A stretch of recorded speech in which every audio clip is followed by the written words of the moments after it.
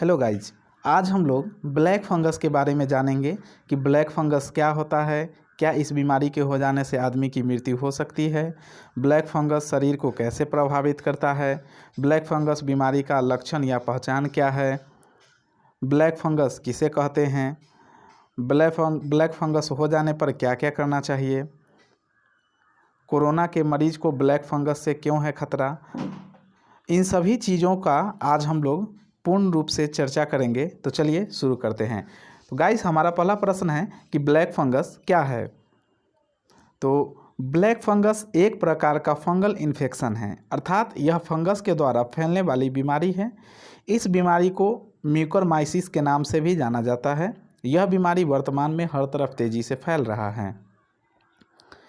Guys, black fungus हमारे वातावरण में पहले से भी मौजूद था, लेकिन अभी अचानक से इसके प्रभाव हर तरफ देखने को मिल रहा है। ब्लैक फंगस होता क्या है, सबसे पहले हम लोग उसको देखते हैं।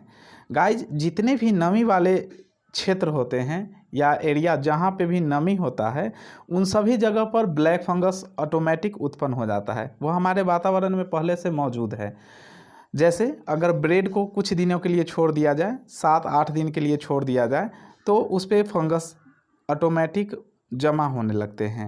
वही ब्लैक फंगस है। गाइस, जो भी आप इस ब्रेड पर एक काली परत देख रहे हैं, वो सभी ब्लैक फंगस है।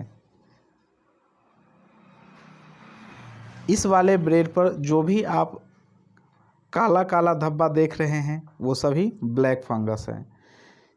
सामान्य रूप से यह घातक नहीं होता है, लेकिन अगर किसी व्यक्ति का रोग प्रतिरोधक क्षमता कम है तो उसके लिए यह घातक साबित हो सकता है। हमारा अगला प्रश्न है कि क्या इस बीमारी के हो जाने से आदमी की मृत्यु हो सकती है। तो गाइस, ब्लैक फंगस इन्फेक्शन से जुड़ी बीमारी है। यह बीमारी फफूंदी अथवा फंगस से फैलता है। इस फंगस के बीजाणु वातावरण में पहले से मौजूद हैं। आमतौर पर इनसे कोई खतरा नहीं है, लेकिन शरीर का रोग प्रतिरोधक क्षमता कम होने पर यह जानलेवा साबित हो सकता है। अगर किसी व्यक्ति का रोग प्रतिरोधक क्षमता कम है तो उस व्यक्ति को यह बीमारी आसानी से हो सकता है। हमारा अगला प्रश्न है, ब्लैक फंगस शरीर को कैसे प्रभावित करता है। तो ब्लैक फंगस आँख या नाक के रास्ते दिमाग तक पहुंच जाता है और इस दौरान रास्ते में आने वाले हड्डियां, मांसपेशियों को नष्ट कर देता है, जिस कारण मनुष्य की मृत्यु हो जाती है। नोट: ब्लैक फंगस नाक के माध्यम से शरीर में प्रवेश करता है और जबड़ा से होते हुए मस्तिष्क तक पहुंचता है, जिस कारण जबड़ा में दर्द भी होता है। गाइज, अगर ये फंगस, ये कवक अगर मस्तिष्क तक पहुंच गया तो आदमी का मृत्यु तय है। लेकिन जैसे ही इसके लक्षण दिखाई दे और डॉक्टर के यहाँ जाके उसका इलाज कराया जाए तो इसका इलाज संभव है, आदमी मृत्यु से बच सकता है। हमारा अगला प्रश्न है कि ब्लैक फंगस बीमारी का लक्षण या पहचान क्या है। तो गाइज, अगर किसी व्यक्ति के सिर में या आँख में ज़्यादा दर्द हो, या आँख में लाली हो, या आँख से पानी आ रहा हो, आँखों में हलचल या मूवमेंट होना बंद हो गया हो, या नाक जाम हो गया हो, आँखों और गलों पर सूजन या पूरा चेहरा फूल गया हो, नाक पर काली परत आ गया हो, अगर किसी को बुखार हो, जबड़ा में दर्द हो, तो ये सभी फंगल इन्फेक्शन के निशानी हैं। नोट: यह इन्फेक्शन आँख या नाक से शुरू होकर ऊपरी जबड़े तक जाता है और फिर दिमाग तक पहुंच जाता है।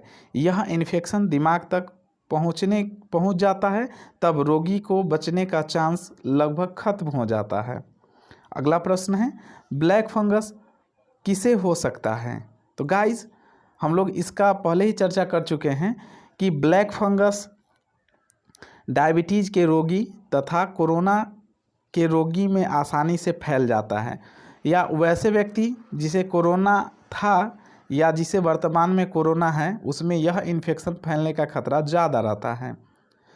हमारा अगला प्रश्न है, ब्लैक फंगस हो जाने पर क्या करना चाहिए? तो गाइज, ब्लैक फंगस के लक्षण दिखते ही डॉक्टर से जल्द मिलना चाहिए। यह इन्फेक्शन नाक और आँखों से होता हुआ ब्रेन तक पहुंच जाता है और मरीज की मौत हो जाती है। अगर समय रहते इसका इलाज कराया जाए तो इसका इलाज संभव है, लेकिन इन्फेक्शन दिमाग तक पहुंच गया तो फिर कोई इलाज कारगर नहीं होता है। नोट: यह फंगस शरीर के कटे या घाव वाले भाग से भी अंदर दाखिल हो सकते हैं। नोट 2: शरीर को हमेशा साफ सुथरा रखना चाहिए। कटे अथवा घाव वाले स्थान को हमेशा साफ सुथरा रखना चाहिए। इस रोग के हो जाने पर अथवा शरीर में किसी प्रकार का लक्षण दिखने पर एंटी फंगल दवा से इलाज करना चाहिए। इस प्रकार के रोग में सर्जरी की भी आवश्यकता हो सकती है। सबसे पहले 4 से 6 सप्ताह तक एंटी फंगल थेरेपी दिया जाता है, इसके बाद सर्जरी किया जाता है। गाइज, शरीर का जो भी अंग इस बीमारी से प्रभावित होता है उसे सर्जरी करके निकाल दिया जाता है। वर्तमान में देखा गया है कि यह बीमारी आँख को सबसे ज़्यादा प्रभावित करता है, तो किसी परिस्थिति में रोगी के आँख की रोशनी चली जाती है। हमारा अगला प्रश्न है प्रश्न संख्या 7: कोरोना के मरीज को ब्लैक फंगस से क्यों खतरा है?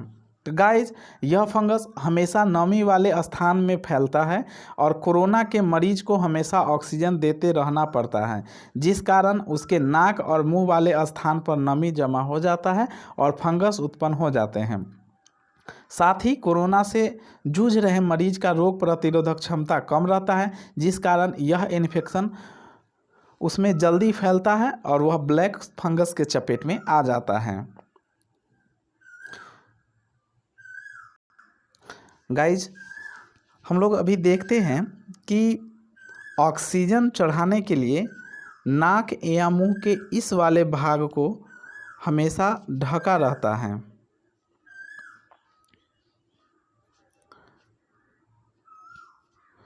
इस वाले भाग को हमेशा ढक दिया जाता है और इसमें नमी भी अच्छे से मौजूद रहता है और हमेशा नमी बने रहने के कारण सबसे ज़्यादा इन्फेक्शन इसी भाग में उत्पन्न होता है।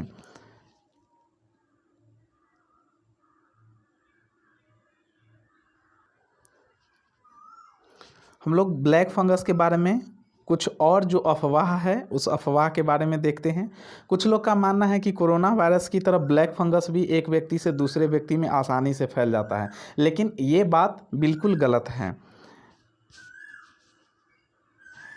विशेषज्ञों का मानना है कि ब्लैक फंगस संक्रामक बीमारी नहीं है।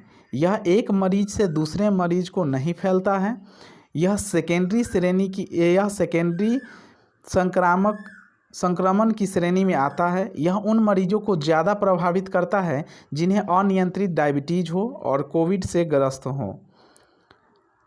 यदि किसी व्यक्ति को स्टेरॉयड दवाई से उपचार किया जाता हो तो भी यह फंगस फैलने का खतरा ज़्यादा रहता है। यह बीमारी व्यक्तिगत साफ सफाई, मुख की साफ सफाई नहीं रखने वाले व्यक्तियों को अधिक होने की आशंका बनी रहती है। इसके अलावा जिनका अंग प्रत्यारोपण हुआ हो उनमें भी यह बीमारी फैलने का खतरा बना हुआ रहता है।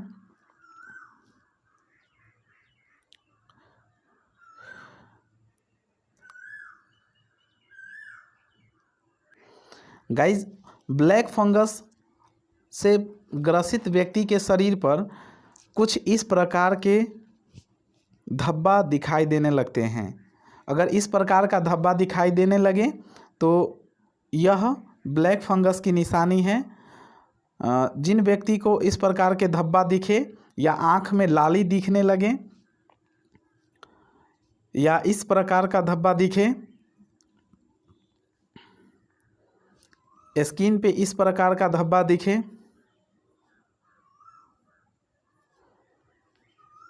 उंगलियों पर इस प्रकार का धब्बा दिखे या आँख के नीचे या चेहरा पर इस प्रकार का धब्बा दिखे तो जल्द से जल्द डॉक्टर से संपर्क करना चाहिए। अभी तक के केस में देखा गया है कि सबसे ज़्यादा आँख ही प्रभावित हो रहा है। तो गाइज हमें अपने कटे हुए स्थान को अच्छे से साफ़ सुथरा करके रखना है, उसका इलाज करवाना है और इम्यून सिस्टम बढ़ाने का प्रयास करते रहना है। वैसे खाद्य पदार्थ को खाना चाहिए जिससे इम्यून सिस्टम बढ़े। आज के लिए इतना ही।